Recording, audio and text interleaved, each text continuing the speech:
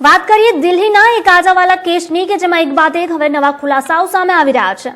અંજલિ નામની યુવતીના મોતના કેસમાં તેની મિત્ર નિધિ દ્વારા કરાયેલા નવા ખુલાસાએ મામલાની તપાસ કરી રહેલી પોલીસ ટીમને સામે પણ અનેક સવાલો ઊભા કરી દીધા। નિધિએ કહ્યું કે તેણે અને અંજલિએ પાર્ટી કરવા માટે હોટલમાં રૂમ ભાડે લીધો હતો। હોટલમાં તેમની સાથે કેટલાક અન્ય લોકો પણ હતા। ત્યાંથી નીકળ્યા બાદ બંને વચ્ચે ઝઘડો પણ થયો। ત્યારબાદ બંને એક સ્કૂટી પર સવાર થઈને ત્યાંથી નીકળ્યા અને રસ્તામાં સ્કૂટીને એક કારે ટક્કર મારી। ત્યારબાદ અંજલિ કાર નીચે ફસાઈ ગઈ અને અંજલિ અનેક કિલોમીટર સુધી રસડાઈ।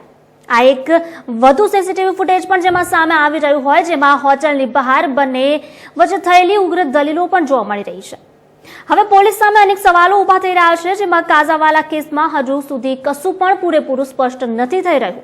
છેલ્લા 3 દિવસમાં એટલું બધું સામે આવ્યું છે કે દિલ્હી પોલીસ પણ સ્પષ્ટ જણાવી શકતી નથી। પોલીસે બહાર મેળવવાની કોશિશ કરી રહી છે કે શું આરોપી અંજલિ કે નિધિ પહેલેથી જાણતા હતા।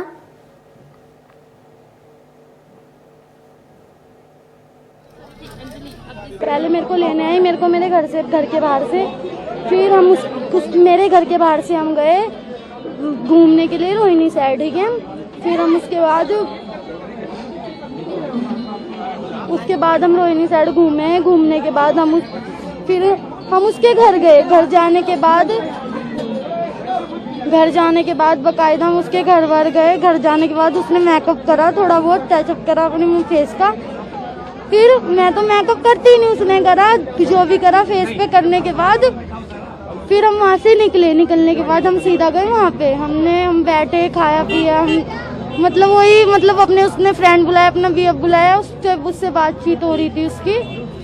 वो होने के बाद जो उनका अंदर का मैटर है वो मुझे नहीं पता। अंजाला में जो इंसिडेंट हुआ उसके बाद चश्मदीद हमारे साथ मौजूद हैं और चश्मदीद जो उनके साथ में थी दोस्त निधि।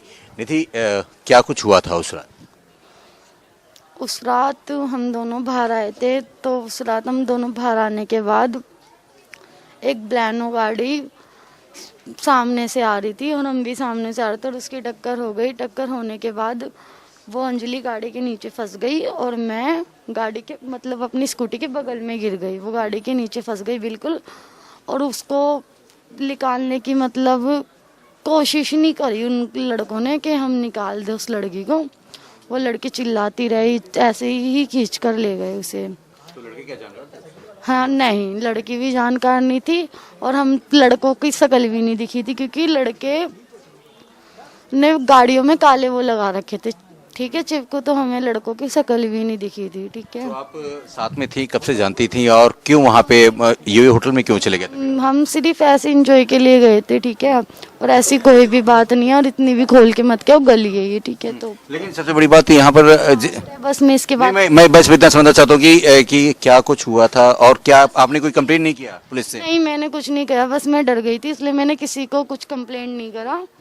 फिर जब लगा कि हाँ अब सच्चाई बता देनी चाहिए तो मैंने जब बता दी, ठीक है।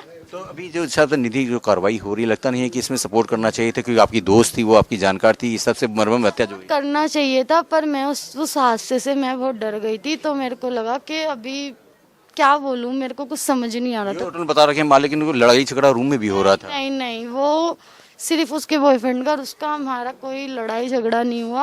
हमारी सिर्फ चाबी के ऊपर कि वो कह रही थी मैं स्कूटी चलाऊंगी, ड्राइविंग मैं करूंगी, मैंने कहा मैं करूंगी बस। कब से जानते थे आप?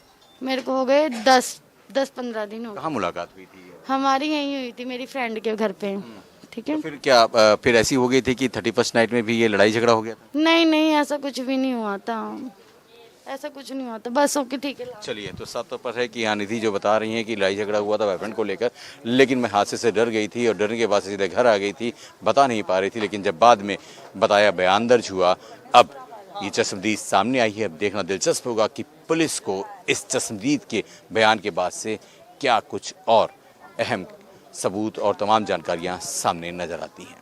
किरण रजा के साथ अजीत श्रीवास्तव, इंडिया न्यूज़।